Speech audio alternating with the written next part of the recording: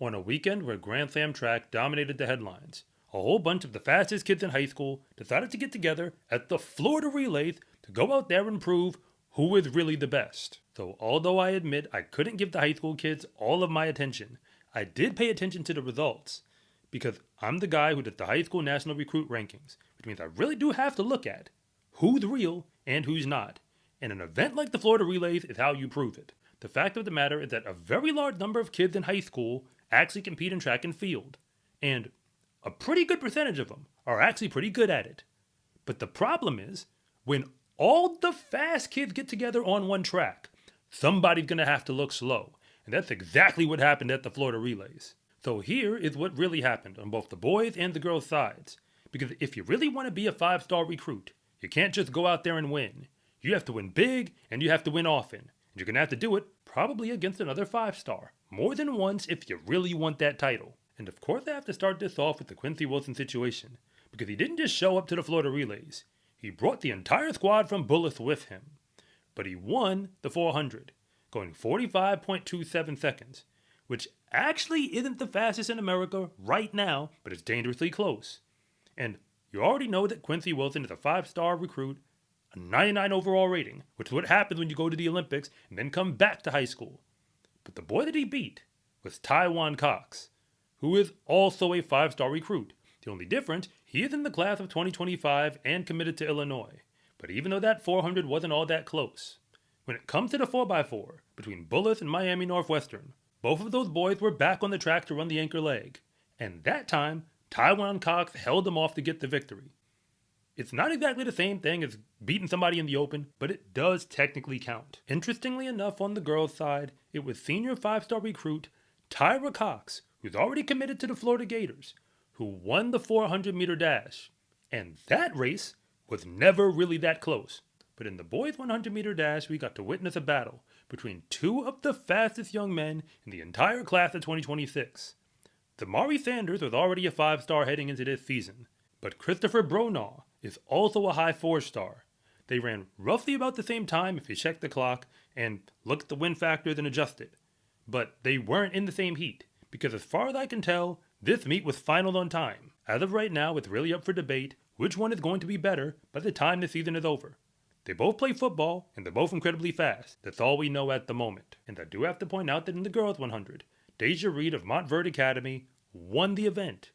She's only a sophomore, and already a mid-level 4-star heading into this season. Yet the 200-meter dash for both the boys and the girls was interesting, because the athletes who technically represented from the high school level ran unattached, which means they weren't just competing with the high school kids out there. Regardless, Jake Odie Jordan took care of business on the boys' side, going 20.79 seconds. Again, he really wasn't running against a high school field, and he did win his heat. He's a 2026 5-star recruit and has continued to validate it all season long. But Dana Wilson is in the class of 2025 and dominated both the 200 and the 100, setting high school national leading times in both. It shouldn't be a surprise when you remember that she dominated at the Nike indoor meet just a few weeks ago. That's why she's a 5-star recruit and committed to Tennessee in the SEC. And one performance that I had to check a couple of times just to make sure that I was getting it right was Cassidy Hopkins of the Bullis School in the 100 hurdles, because she's a mid-level 4-star recruit in the class of 2026. But ran away with that event by almost an entire second, just saying, because the boys' race was much more competitive at the top. You had two top-level hurdlers in the class of 2025, low 5-star Liezra Brown and high 4-star Jabari Armstrong.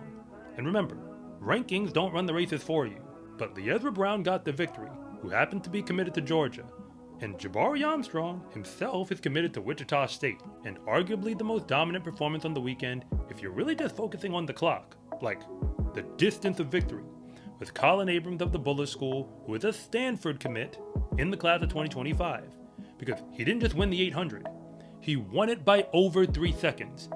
That's incredibly hard to do in a major meet like the Florida Relays. Long story short, I know for a fact that some of the fields in that meet had 4-star recruits all the way through, not just the top 10, but going inside the top 20. That means that some kids who didn't even finish top 10 in their event likely could win a state championship somewhere else in America. So Winning at the Florida Relays in a high school section is incredibly hard to do, and if you really want to be the best, then you're going to have to go out there and beat the best. Fortunately, high school track and field is now giving the athletes a whole bunch of opportunities to go out there and get it done. But if you're new here, I want to say thank you for even making it this far into the video. And I'm Coach Rob, the founder of SCArecruiting.com, where I rank the best track and field recruits across the entire nation and help student athletes who want to be recruited to get exactly what they want. And if anything that I say actually connects with you, it is always greatly appreciated if you would please like and subscribe. But if I don't, just let me know in the comment section because I try to read them all. So allow me to address one of the biggest questions, one of the most common ones that I keep getting from track and field recruits.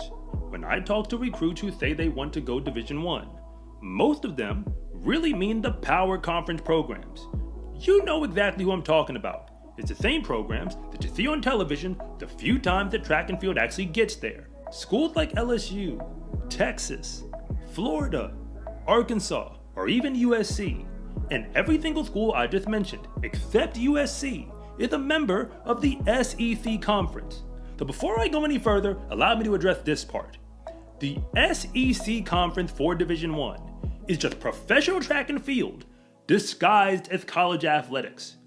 There are a whole lot of reasons for that, but we gotta get that part on the board. On average, those programs have the biggest budgets, not just for their recruiting, but also for their resources. So everybody wants to go there, because if you do take an official visit, you're probably gonna be impressed with whatever you see. The Florida Gators by themselves have been dominating the men's side at the NCAA championships for the better part of the past decade. They have won the national title more often than not.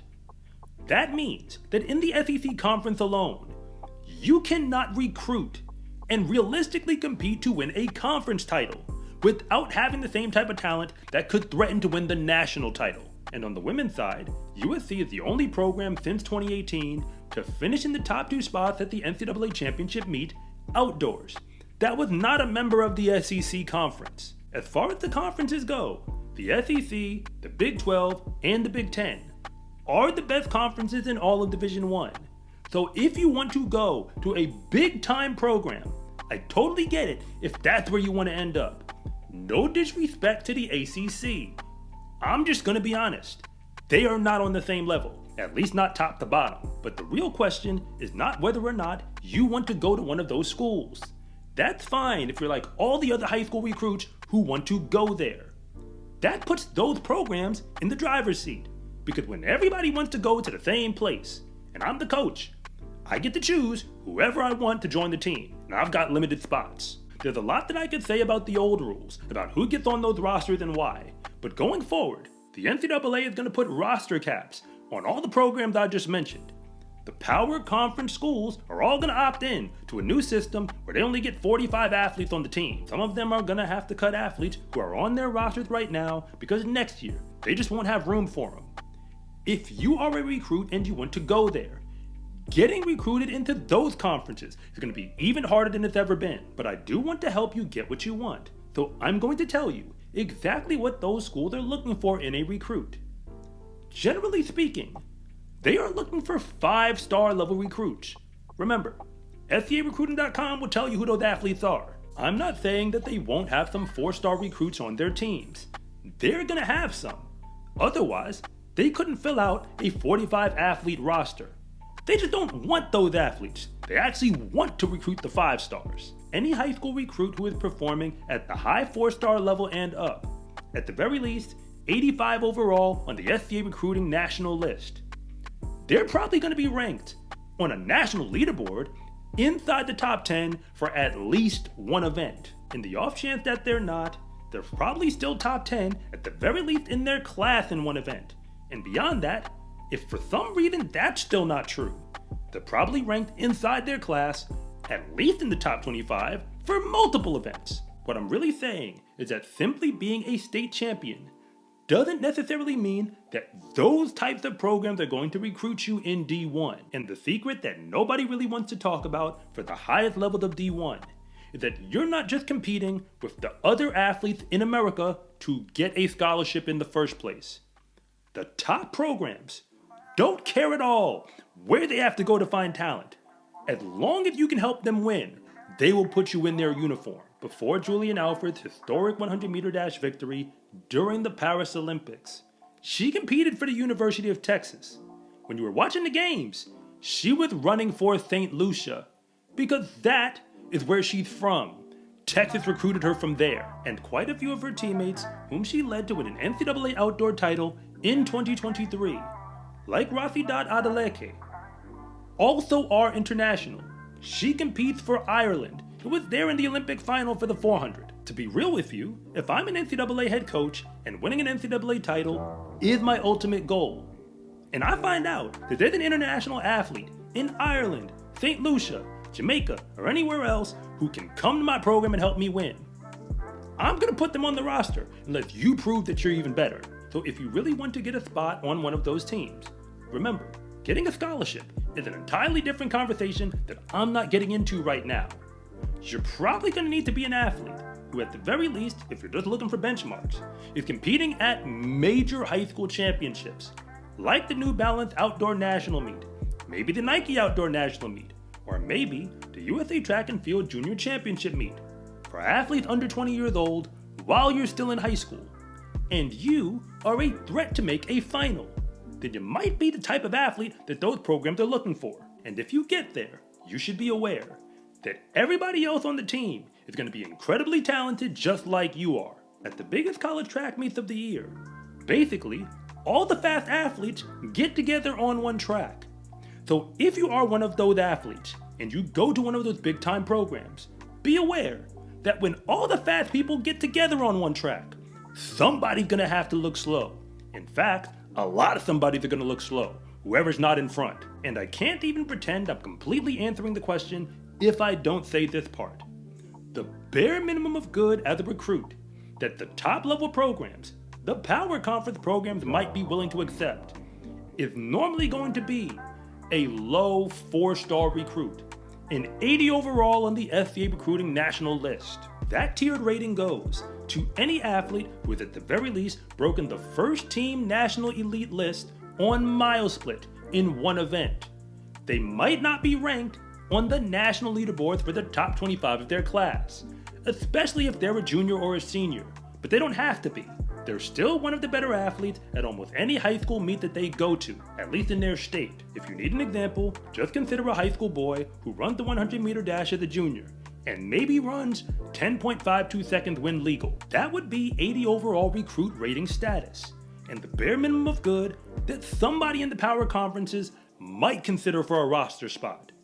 I'll be honest, I don't think scholarship is really the discussion they'll be having, but you could probably get a uniform from somebody. If that is not your level at the moment, then now you know exactly what type of performances you need to put out in order to get those schools to take you seriously. And remember, just because you are a high-level performer doesn't necessarily mean they're going to come knocking at your door. The 5-star athletes almost always get found by the top programs anyway, but almost everybody else, even the 4-stars, might need to reach out first to let a college know they're interested. So if getting recruited to a big-time D1 program is really what you want, and you have the talent to do it, then you should pursue it. Just be aware that when all the fast athletes get together on one track, somebody's gonna have to look slow. So if all of the training and all of the high-level facilities that those programs actually have, you had better be putting in work, because everyone else in the NCAA will definitely be doing the same. You actually made it all the way to the end of this video. I do have to admit that thank you doesn't do it justice anymore, because you are a real one. And if you want more from me beyond this video, on SCArecruiting.com, you can get a ton of resources, like my free recruiting guide, online courses, and much more, including the option to meet with me one-on-one, where my specialty is helping you figure out which schools might actually be the best fit for you. And if nothing else, and you really just want to see more content like this, it is always greatly appreciated if you would please like and subscribe.